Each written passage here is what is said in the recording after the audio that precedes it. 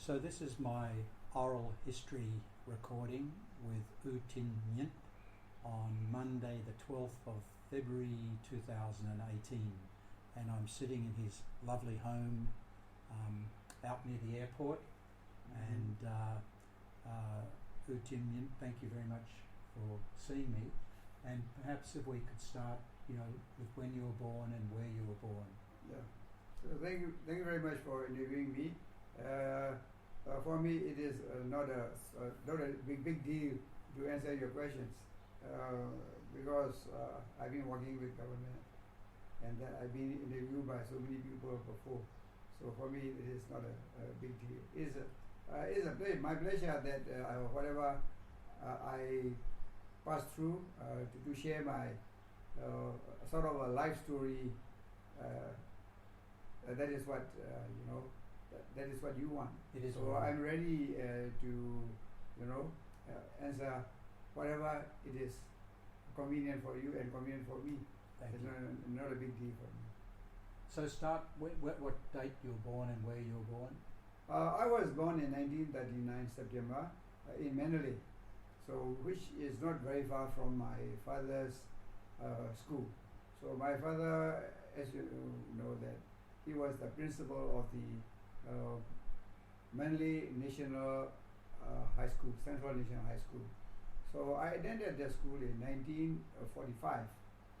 So as a kindergarten student. So after that, in 1945, in 1946, my father was elected, and then my father was called by the General Aung San to join his cabinet. So at the time, my father became Minister for Education and National Planning. From no involvement in politics, just suddenly got a call. Yes, but he involved in that politics because he was the president of the AFPFL. So AFPFL means Anti-Fascist Social Anti-Fascist People's Freedom. What do you call? League, was it? League, yes.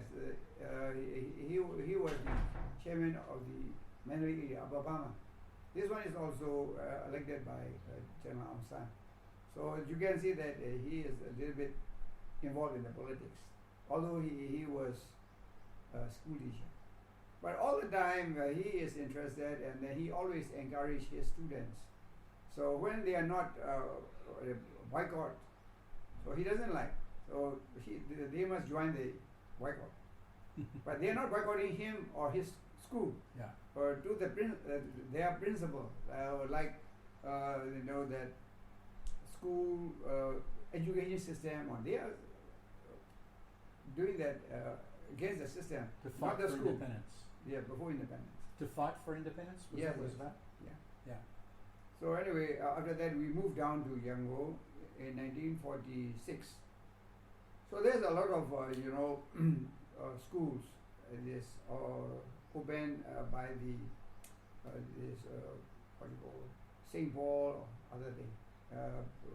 But my father, being a principal of the National High School, so he took me to Myanmar High School.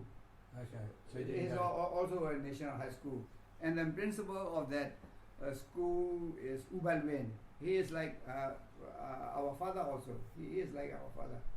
So my father handed me to Ubalwen to take care of me. So his sons were my good friend.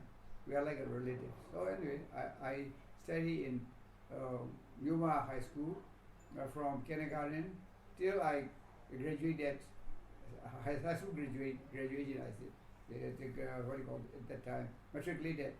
Do you have any memories of the war years, or were you too young? I was a bit young, but during the war, we have to leave Manila, and then we have to move other side of the river, west bank of the river called Mingun, where my father also teach Pali to those novices. So even though he was a Muslim, He is a Muslim. Yes. but he could speak Pali. Pali very well, English Wow. very well. Wow. Yes. Wow. And did he keep his, like you've got a Burmese name. Yes. Did he have a Burmese name too? But he went by U Razak. Was that? Yeah, he has about 2-3 names. They call Kogoji, Mamangji, like that. Uh-huh. But his one of the head monk, he told my father. They call him Sehaji. Yeah. Respectful. So Sehaji, you do not change your name because this one is given to you by your father. You do not change. He listened to that monk because the monks they love him very much. They like him also. So my father is very acquainted with these monks. And then among my father's family, my father is only one who left with the Muslim. So because my grandmother, he was a Buddhist. Yeah. He was from Methila. So my father was born in Methila. Which is where? Methila is a central part of Burma. Is that South of Mandalay? South of Mandalay, yes, Right. about 130 miles or so. Right. So he was born there. But were there many Muslims in that period or that area, or was Yes, it, yes. Still, most of the Muslims are around that area. Okay. When you got asked about Muslim, this Muslim and then different from the Muslim from the West. Yeah, yeah. No. That is very, very much a difference. But anyway, so we moved to we have to hide from the bomb, British and we have to the Japanese at the time. So we have to move from Mandalay to Mingon. So we stayed there. Every evening, my father used to take me to the river, and then we take a bath. Yeah. Bath in the river. So, and then he met a lot of that students, and also historian U Razak. So he was also there. He was charismatic, obviously. Pardon? Charismatic. He was a very good people person, your father. Yes, he is. And then that is personally that is what I learned. Remember. But there's so many story about that. That one is not as you question me about my experience. Yeah. That is what I You know. remember. Is that. But there's so many things about that. Later I will maybe if you have time, if I have time, I'll come back. Were there how many children in your family were there? How many siblings did you have? I have 3. I'm the eldest. And then my sister, younger sister, she is now in Perth. And then my brother, Hlaji, so he is also a geologist. He is in Yangon. Okay. So I have 3, and then I have 1 grandson. Yeah. And how many children? 3. 3 children I have. You have 3. I have 2 sons and 1 daughter. Right. So after you did your high school all the way you matriculated? Matriculated from Myanmar High School. And then what did you decide? And then after that I joined Reng University. Right. So I took geology. I'm a geologist. Was there a reason why you decided to do that? Because I like that one. Because our country, we need a geologist at the time. Most of the people, they don't consider geology very seriously. Only they want to be a doctor, or they want to be an engineer, or they want to be a lawyer. So that's why, because at the time only 20 or around 20 students. But you were young. How did you know about? Did your father encourage you, or somebody encourage you to do that? A friend of mine, father, he is very famous gentleman called Hindara Umya. My very good friend's father. He told me, Tin Myint, you have to take geology, because then you will be rich and then the country will be rich, you have to find oil. So oil is the one who is going to one day will give our country a big role in the economy. So that is why I took it. But I myself also interested because a friend of mine, our neighbor, so before I matriculated, he went to the geological field study. He was at that time university. Whenever he came back, he said, "Oh, this rock is this, and that." So you have to remember all. So that is also another thing. My interest in geology. So I do geology, and then I graduated, and then my teachers are very good. Dr. Dahla, he is the founder of the Rangoon University Geology Department, and later on, Dr. Nyinyi. So I hope you know him. He was Deputy Minister for Education and Minister for Mines. Dr. Tan U mentioned him today. Yes. And then he became ambassador to Canada, New Zealand, and then UNICEF as a director. So he was a geologist? Geologist. Myself and Dr. Nyinyi, among the geology, there's so many subjects. We selected as micropaleontology as our specialty. So I'm a micropaleontologist, also him. So this is also another specialty. But most of the people they are not so interested in paleontology, but we are interested. But he is obviously a generation above you. Yes, above. Or more than. Yeah. Yeah, he was obviously a very influential man. That's right. So, then you completed your education. I got the BSc. Right. So during my stay, I study in geology. So I am interested in rowing. So I organized the geology crew. So that year in Yalik. So that year we won the cup, the geology crew. So Dr. Nyinyi was very happy. So after that he gave us dinner. So I'm quite interested in the rowing also. My sons are also a 4 or a 6 4. Or an 8 4. And you then competed against the other departments? By other crews. We have to compete in other crews. What year are we talking now, roughly? That was in 1962. 62, the year that Ne Win came to power. Just before he took power. Just before. So at the time, the university was very, very good. So, and then also during my university year, I played badminton a lot, and then I won single and doubles in a college, and also I'm the captain of the team that we won that also. And in Myanmar High School also, I became a champion in single, double, and mixable. I play a lot of badminton, and then university I rowing, and then now I'm playing golf, as you see. Yes, I can see.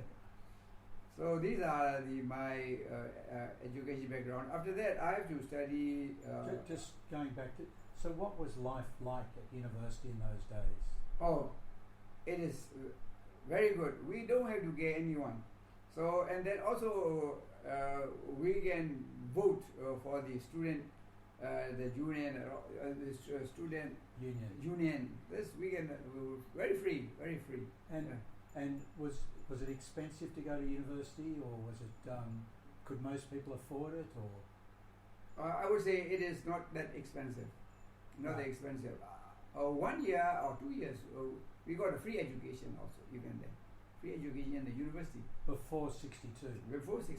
Oh, really? Okay. Yes. Okay. Yes. And university life was, free, easy life. So for example, we went to school, and then sometimes we didn't go to attend the class. Yeah. We went to the rowing club, and then book club, and then we started rowing, enjoying our life. Yeah. So like that. Nobody is forcing you what you have to do, what you have not to do. No, Carefree no. life. Carefree life. Carefree life. And the hostel also, people, students are very happy.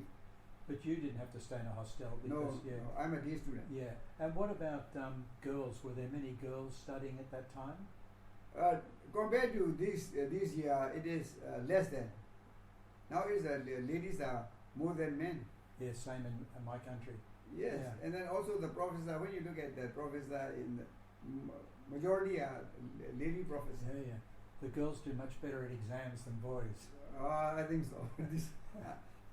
And were there any girls doing geology at all? Yes, yes. In our year, there's about three or four Out of 20 people. Out of 20. Okay. Not much. But you remember obviously very fondly those years at university with the rowing and Yes, I'm enjoying. I really enjoy. Only thing is that when you are not study thoroughly, when the exam comes, then you are a little bit worried. Otherwise, you are, as you say, this carefree. And was it what, 4 years to do? 4 years. 4 years. 4 years. So you finished what, 63? 63. 63. After Tin Myint take over. And was there an immediate difference? Yes, the difference. There's so many that rules and regulations that we don't want. But anyway,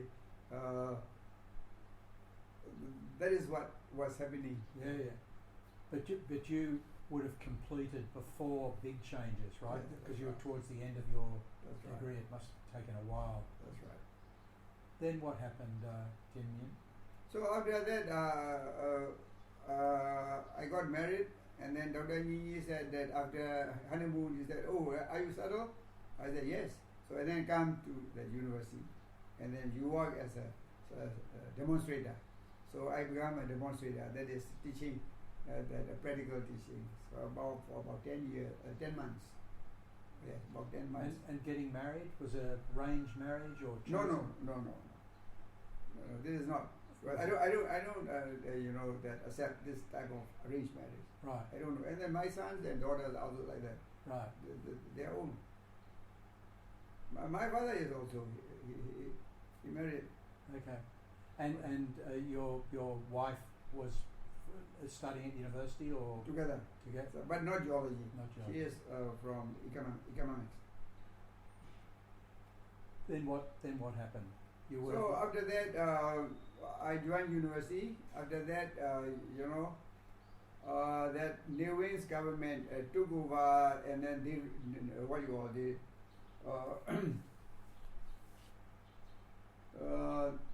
nationalized like private companies, and also my mother and the widow of the mothers, they have a filling station.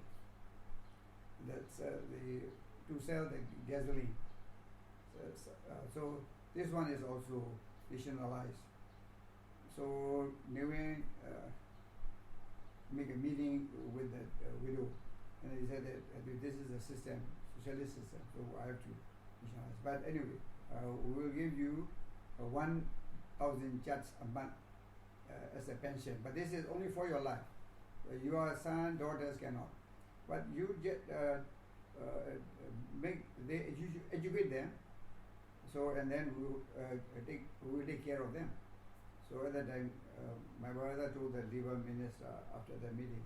So my son already graduated. So he assigned me in the MEIC, Myanmar Export Import Corporation.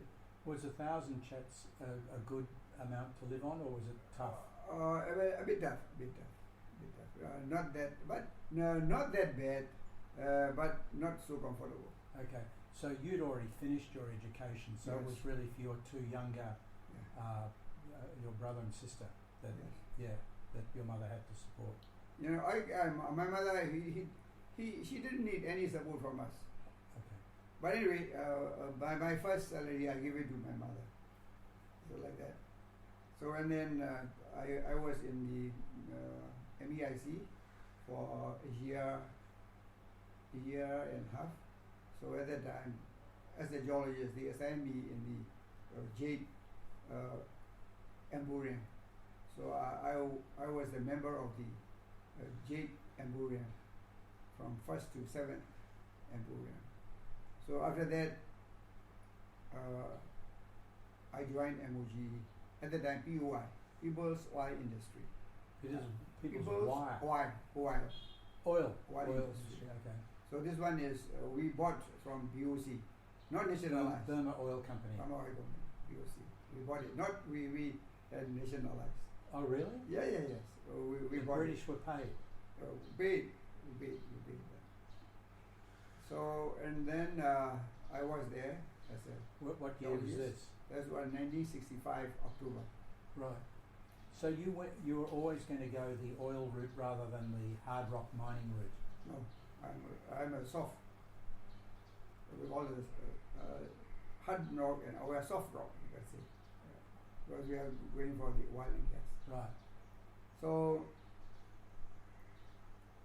with MOGE, I choose that micropaleontology. So I was a micropaleontologist. What does that actually mean? I know what paleontology is, but this is we have to find the tiny fossils. We have to look under a microscope, because when while it is drilling, those cutting come out. So that come out only that paleontologists can see where the well is at the time. We are the only one who can see. But after that, they have electric locks and all, so that like Stanley is doing. right. So we don't need. But we are the very important while it is doing first one. So that is what we have to watch that mud. Do they bring up core samples? Yes, come up. And you look through that for Yeah. fossils. Yes. And That's called micropaleontology. It's a very tiny fossils. right. So you have to see under the microscope. And So what do they tell you? The age of age, the age, and then some formation where it is, where the well is already, whether it is already the place where the well wanted to stop or wanted to continue, so like that. So when you were at university, I imagine your lecturers were very experienced because they were, the country was a major mining and oil and gas with BOC and so on, Burma Oil Company. I imagine over the years, during the post-60s, the standard of education of the geologists and other mining people would have gone down. You were educated when cutting edge, as it were. You were up to date when you were educated. Yes, that is true. But there's a generation gap is a bit wide. But now the geologists, now the new generations, they are not bad. They are because they have internet and all. So okay. They're quite good. Okay. They're quite good now. Okay. Not like our days and say early 2000 and 1980s and Yeah. like that. So Yeah. they were quite okay. These guys are quite smart. So I was there, and then I became Director Offshore. Before I retired, I became a Director Offshore. Director of Offshore Offshore Oil and- Exploration. Offshore Exploration. Which is where, if I'm not wrong, that's where most of the opportunity lies. Is that correct? That's right. Because at that time we have 4 oil companies. So the total PDD, EP, Premier, From the Petronas. UK. So during my time, they make a good discovery.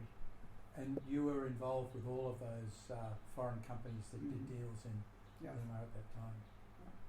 So I do take care of these oil companies. So at the time, there are a lot of they face a lot of problems also with the villagers and the army, and also I am the one who had to solve the problems. But at least you were offshore, Yes, which that's one. made it a bit easier. Not that easier. I have to be a bit tough with those negotiations. Even oil company, we have to talk a bit, tough because that is not their fault, because they want to accomplish their task. But compared to doing the onshore oil exploration, offshore must be easier in that sense, right? No. No? No, not that easy. Because offshore, we have to drill that what you call under the sea where we cannot find. Right. Yeah. But in terms of the not having to deal with villages and so on, wouldn't that have been easier? No, we have to face with the villagers also. Really? Because Wow. when we lay down the pipe, we have to take their land. So big problems at that time. Army, oil company, and villagers. These three, they are not in harmony. Yeah. So that villagers, army, they took the people, forced labor, we call it forced labor from the village. And the company, they don't like this one. So they have a big problem. So and they came to me, and then I solved the problem. I put my MOGE representative, and then all of them listen to MOGE. So they have a respect because I choose my own. I don't even tell managing director who I'm going to send it, because they are my eyes and ears. So I send it to them, and then I brief them. You have to be tough with the army, and then also villagers, and then company. Don't worry, I will take care of the company. But does the army listen? Would the army listen then? Because because the commander, they were listening to me, because I'm the one with the principal. I'm the one with the principal. I'm the one who is following the rules and the law. That is important. That is very important, because also personality is also very important. Personality is also important, because I'm not make an enemy with them. Right. So I'm very friendly with these people. Right. So the commander there is, I make them very friendly. My people also friendly. Tough means when you negotiate, it must be tough. Right. But we are very polite. Fair. Fair and polite. Right. Right. So because I imagine also the government needed the money. Like that's why if the military interfered too much, the money would not flow, which they wanted, right? You can say like that, but at the time, because also another thing you have to be careful is that there's an insurgent also in that area. It was a black area before with them.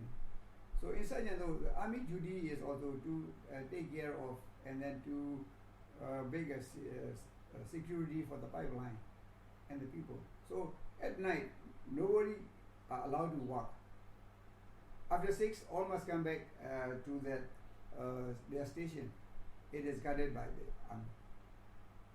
And were there any attacks by insurgents? Yes, there was some accident. About 2-3 people killed. You were never there physically when any of these? No, at the time, no. I was managed from the head office.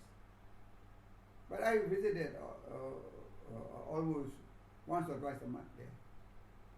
And this was also a controversial time internationally, I presume. Yes, that's right. There's all the pressure. That's why that forced labor.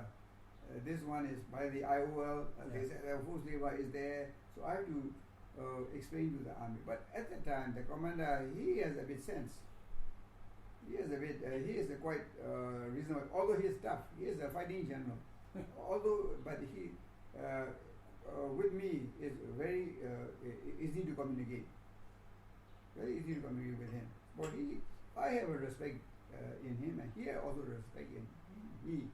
So that's why we can work together. And what about the sanctions at that time? At that time, sanction was not. It was pre-sanctions? Pre-sanction. The Premier had. Later on they had problems. But you you were still working when sanctions came, weren't you? Only a few months. Oh, really? Okay. Now we are now talking about the politics. No, come. So that your job was getting the contracts You through. said that you are not going to touch politics. Let's not. So, what year did you retire? That was 2003. 2003. 2003, and then but I will continue working as an advisor to the ministry for 3 years. When the office moved to Nipiro, and then I just retired. I said I don't want to follow Nipiro, and I quit. I can understand. Mm-hmm. So maybe now go back and explain about what happened with your father. Mm-hmm. Oh, which year? Well, you mentioned how he was called by General Aung San to come to Rangoon, and then I presume they started to work together to get independence. Yes, that's true. So, of course, the work for the independence and then for the country is very short time. So they cannot do whatever they like. That is the pity for the country. During that day, my father was sent to Madras to attend the education conference. So that was in 1947, Alipat. My father,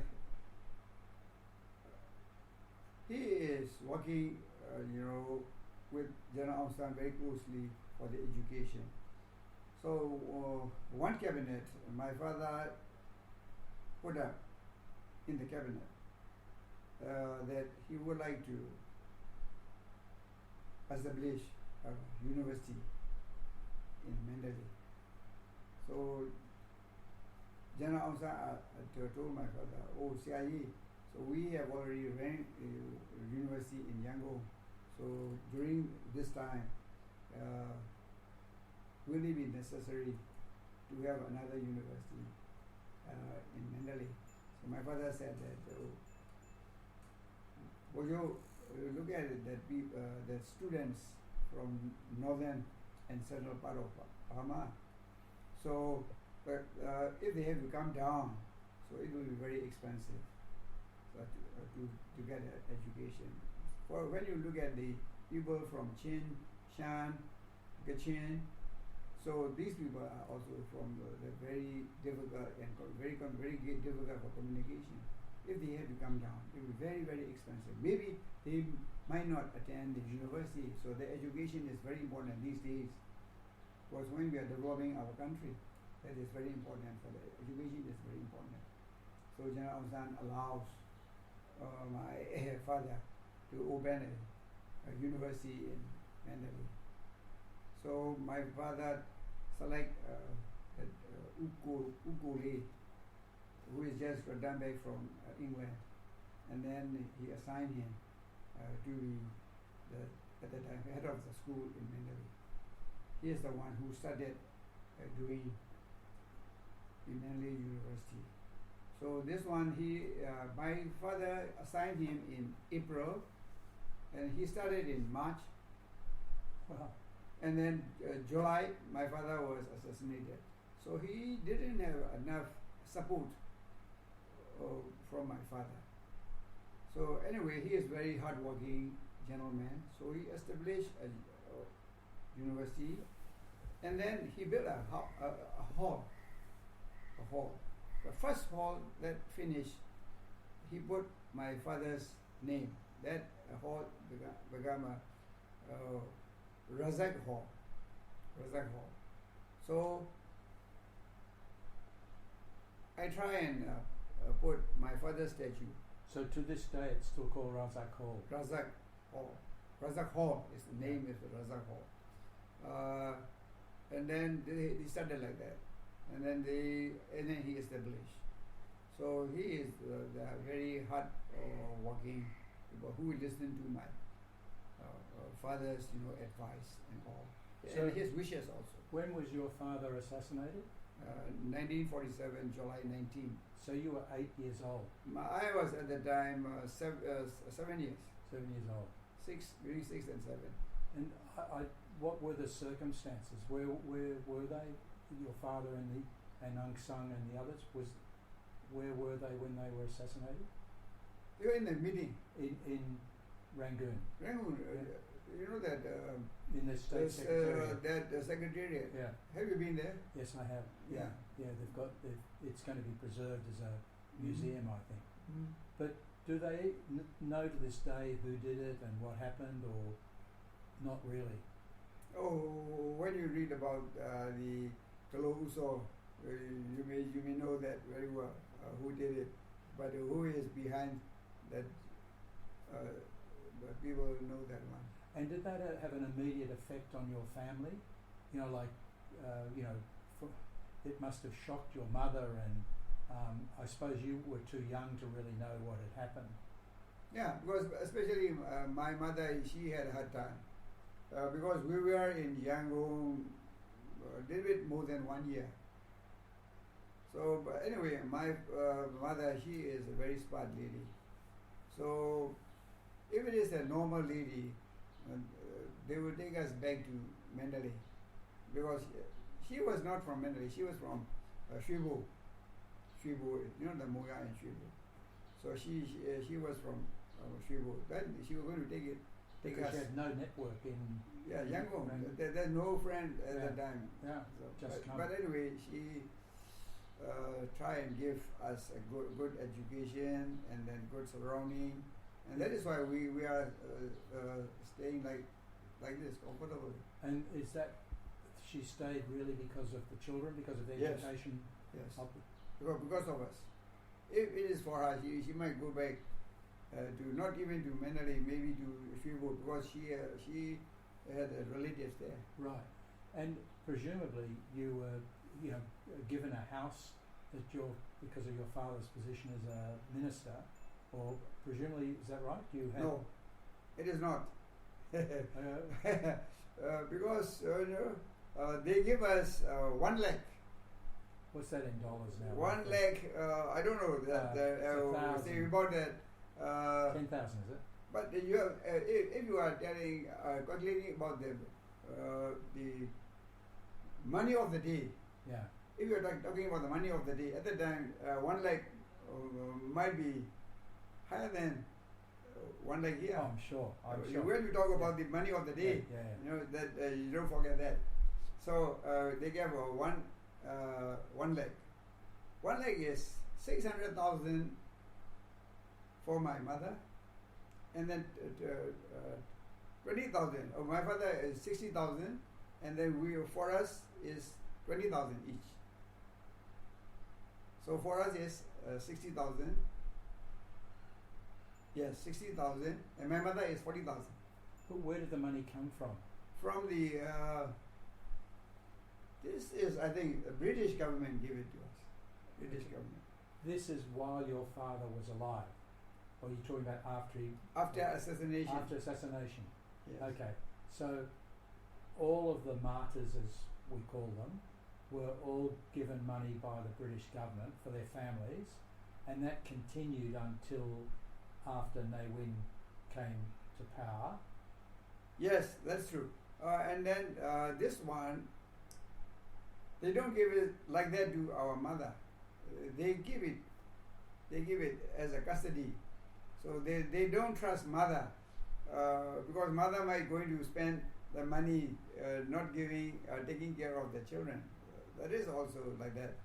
So when I come back to the house, and then my mother, she wanted to build a house, because we were staying in the government house, not our house. All the widows are like that. So, and then with that money, my mother wanted to build a house. Then she has to ask the government. So, and then Ne Win was a bit angry with those people who are controlling the money. This is their money. Why you are worried about these children? the mother will take care. Mother will not going to let them put it on the street. So Nehru was a bit angry with it, but he is right. But anyway, so with that money, my mother built a house, not this one, in Badru, near Russian embassy. So then we stayed there. And then after that, British government, POC, gave us the filling station for that income. And then also... Which was shared amongst all of the martyrs' families. One filling station for one person. Oh, okay. One widow. Yeah. So like that, most of them they put up in Rangoon, but my mother she put it in the Mandalay. She could choose which service station she wanted. Yes, yes. But she has to find her own land. Oh, and then build a service station. Build a service station, yes, like that. Oh, She has to okay. own, she has to build. She has to build. So my mother took it Mandalay. That's probably sensible. Yes, but economically it is better in Yangon. Better in Yangon. Mainly your business is not that good. Right. Like in Rangoon. What year was he assassinated? 47. 47. So you mentioned that Ne Win was concerned about this, but Ne Win didn't come to power till 62. When he took power in 1962, so he asked the ladies to come. At the time, he knew that this money is like that. Right. But I thought you meant he spoke to the British about the controlling the money. Not British. That previous the government, Ne Win's previous government, the UNU's government. Okay. UNU's government kept the same policy going that the British did. British just gave it away like that. Okay. But the money is taken care by the UNU's nationalist government. UNU's, UNU.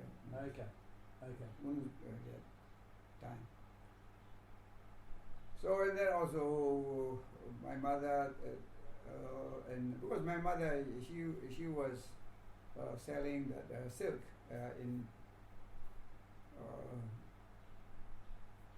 Fugu, so she knows that some business she knows. And then she make that business. So and then so that we could stay, we could live comfortably. Okay. Because of my mother. So has it been a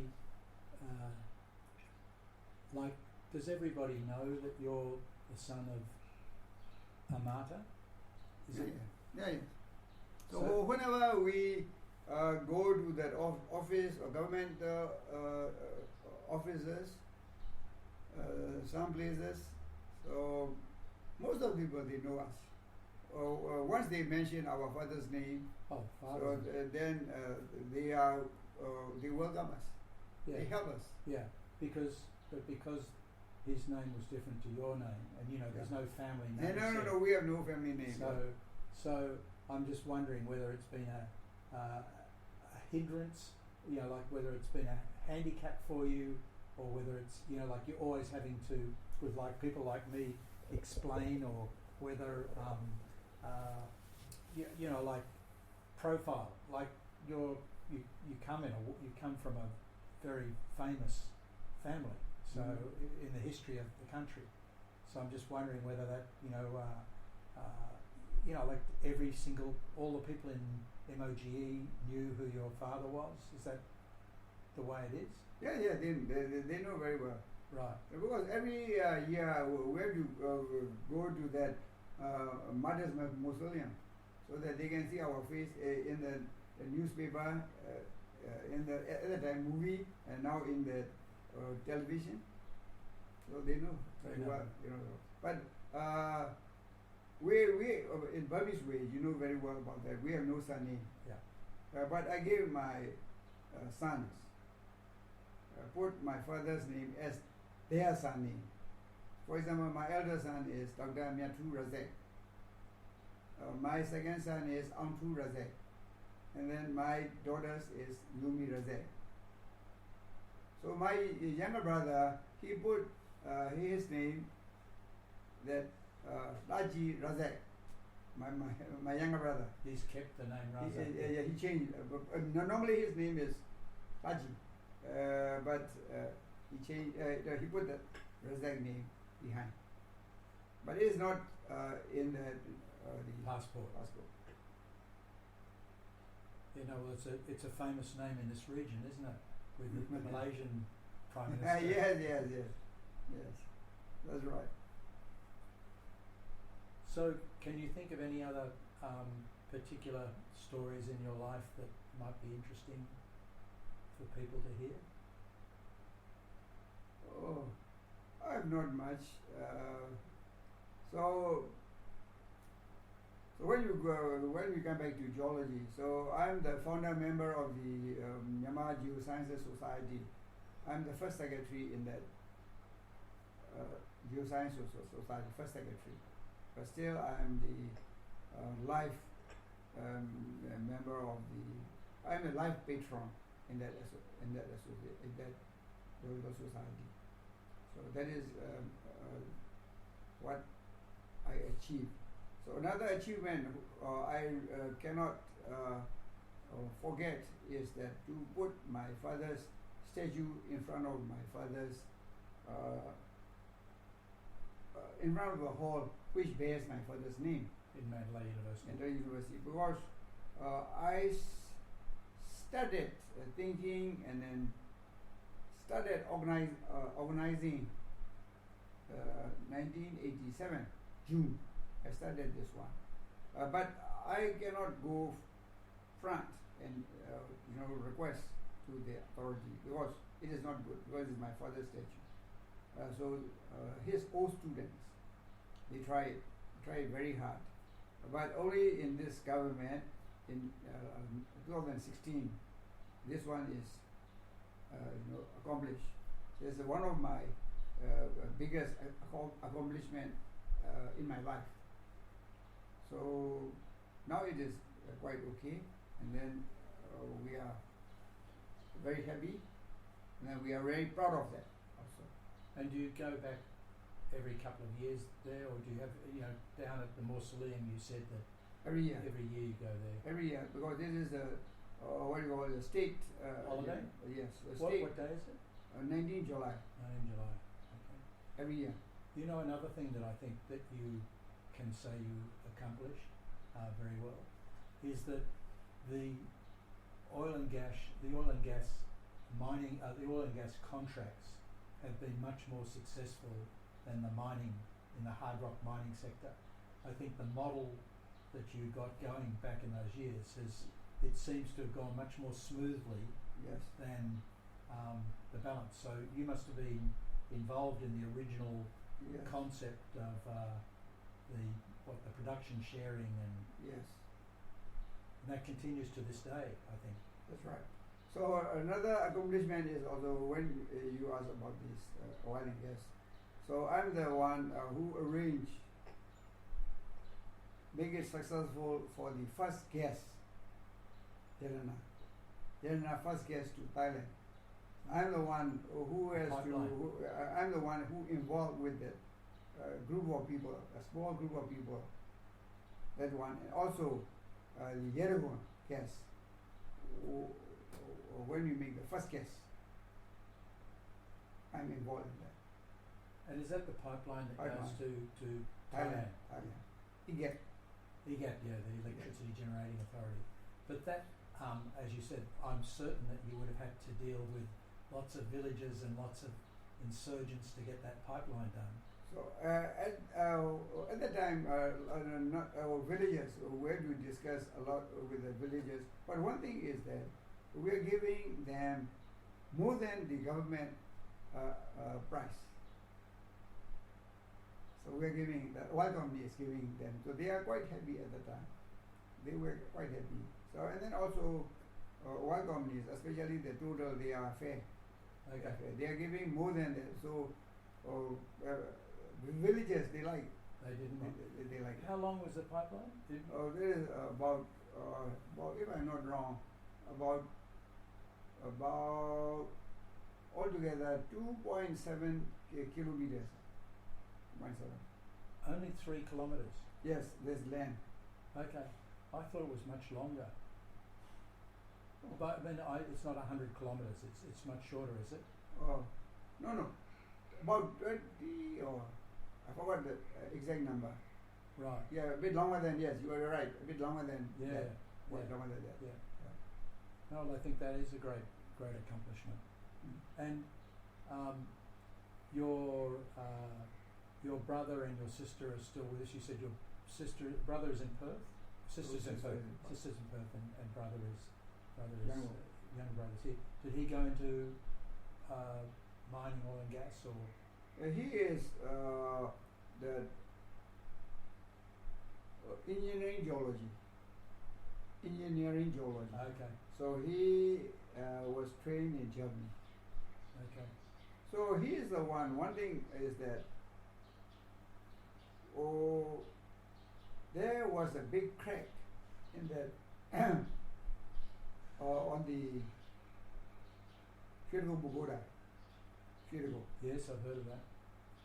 So he is the one who worked day and night to make that grouting into that crack. He is the one because Wow. he has his senior, the director from the Rangoon University, Dr. Aung San, and then his boss, Tin Myint. They give him guidance, but he is the one who try and calculate and then day and night watching the grouting, because if it is too much pressure, then you crack and blow out. If it is not enough, the crack might not be. Yeah, keep getting bigger. So it is very important. He is the one who did it. So that's because of that Marga development, right? Where they were. Yeah. When they do that, they found the crack. And then they have to study very thoroughly, and they have to do it. And it led to the stopping of that whole development. Pardon? That whole, didn't it start cracking because of that development nearby the Shredagon? No, not because of This that. is This one earlier. is on there. Not that. Not that Magan. It has nothing to do with Magan. Okay, because you remember that one too. Though. Yeah, that's right. At that time. Yes. This is earlier, is it? Very early. Oh, okay. Very early. Okay. So my younger brother did it. And as you say, one hobby I can see you do a lot of, looking behind U Myint, I see many cups of from playing golf. Yes. So is that still a hobby? Yes. Yeah. Yes. Do you play at which one, Myanmar or both, Yangon or others? I'm the life member in Myanmar Golf Club, at the time Baba Golf Club. So I'm the life member in Rangoon Golf Club. I'm a life member, and I also member in the YCDC. I play a lot, and then as a golfer, I also I have to be satisfied because I got 3 hole-in-ones, 3 times I got a hole-in-ones. On the same hole or different? No, hole? different holes and different holes. And then as a golfer, I was a single handicap capper. So and then I won 2 times. First time, third in the Indian ministry. At that time, Unyawi himself played. So Indian ministry, third single, that individual, and then last one is first individual crash. Okay, you went into the right industry to play golf, didn't you? The oil guys love golf. Yeah, you can say that way, but one thing is that I had a hard time also, because when I started playing golf, so at that time general manager, POI, the highest position is general manager. He was Usama. He is a keen golfer. So we have a 5.5 day walk. So Saturday half day. So after Saturday half day, he lead and we went to Tanya. and we play there. We have our own golf course, so we play there. But the hard time was that my immediate boss, Utanyo, he is a workaholic. So he doesn't like people playing golf. He thought that they are wasting time. So and then also minister at the time also, he is not a keen golfer. So at the time they are not happy with that golfer. But I think I still play golf because I like this game, but not during my office hour. I'm playing at the office hour. So one day, I asked him, my boss, Utanyo, we are very friendly. He was my demonstrator in university. He was at the time director in the POC, MOC. So he said, why don't you play golf? No, I don't want to play golf because one guy is carrying for me. That is, I don't like. So if you think like that, you can carry yourself, or you can put it in a cart and you can pull it. That way you can play. So I told him that most of the people we are afraid of is that the carry that they are they are poor. That's why you are thinking that way. Yeah. But in other countries, so your carry is the one who can give advice to you. You have to consider him as your advisor. So and then you look at Jack Nicklaus. So he wanted to teach his son his experience. So he let his son carry his bag in the British Open because he wanted to teach him. So when his son played in that college tournament, he wants his advice from his father. So he put this millionaire as a carry. So, but he didn't carry, but he used cart like that. So don't think that these people are as you think in our country. And tell me, is it true that if you're playing with your seniors, you have to lose to them? No, not me. No way with me. Maybe other people know. You know that our previous deputy minister, he is also very keen, but he was a general. So he played with me. So once I lost, genuinely lost. I was very bad at the time. On the course is also dummy golf. But next time when we play, so we play. I lost 1,000 chats or 800 chats. Okay, so and the next time we play, I beat him. So he gave me money. I said no. So if I take money from you, I become a professional. So give me golf ball. So brand new golf ball. So next time we play golf ball. No money. So I beat him 3 times. So he lost 3 balls. And then he said that, oh, Tin Myint, I'm not going to play with you anymore. Yes, my mother used to tell me, do not play the people who you are afraid of. So I said, no, not with me. Not with me. No. I don't care on the golf course. But is that the custom that normally you or is that just not really not the truth? They just want to make them happy. So sometimes people when you are betting a lot, it is something like a kind of a bribery. Right. Yeah. You missed the putt. No, not with me. If I play, I must win. Okay. That is my attitude. And do you still play now? Do you play? I play, but not the competitive golf. Just for exercise. Couple of days a week. Used to play 2 times a week, just 9 holes. Okay. Still only play 9 holes. Yeah. You look fit enough to do easy 18. Yeah, I can play 18 if I wish, but 9 holes is good enough for me. Well, I think golf is a happy place to finish the story, Tin Myint. Yes. So thank you so much for seeing me, and thank you for sharing your life story with me and with the people who will listen. Thank you. Thank you very much. It's my pleasure also. If you come to Yangon anytime, you can drop my house, and then we can talk. Thank you very much. Although no, you're not recording, then we can talk. If you wish to record, it's okay also. Thank you.